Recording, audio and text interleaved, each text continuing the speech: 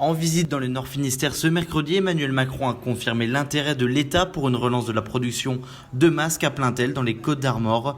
L'usine qui avait été fermée en 2018 par le groupe américain Honeywell pourrait être retenue dans le cadre de la volonté de l'exécutif de produire 1 million de masques grand public par semaine. Les modalités de reprise demeurent encore floues, mais selon l'entourage du président, l'État ne participerait pas au financement du projet. L'intégralité du championnat des Bagadous 2020 est annulée. Le comité directeur de Sonerion a pris la décision ce mardi lors du conseil d'administration.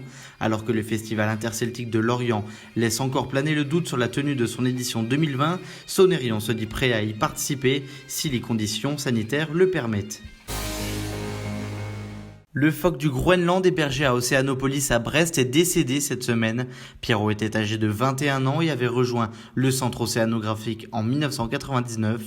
L'émotion est grande pour l'équipe des soigneurs qui s'était attachée à cet animal. Il souffrait de l'abdomen et est décédé d'un arrêt cardiaque lors d'une opération au centre hospitalier vétérinaire Atlantia à Nantes. Voilà bientôt une semaine que le préfet du Morbihan a interdit la vente d'alcool fort à emporter dans le département face à la montée des violences intrafamiliales.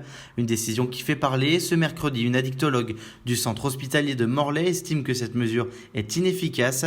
D'après elle, le fait d'interdire un certain type d'alcool inciterait presque à en consommer d'autres. De son côté, l'Union démocratique bretonne juge cette décision totalement arbitraire. Le 1er mai arrive et le muguet aussi. Si certains seront déçus de ne pas pouvoir aller le cueillir cette année, le Morbihan autorise ses habitants à s'en procurer auprès des fleuristes professionnels.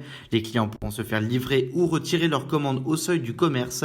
Cette décision rassure la profession. Le ministère de l'Agriculture avait déclaré vouloir interdire la vente de muguet le 1er mai.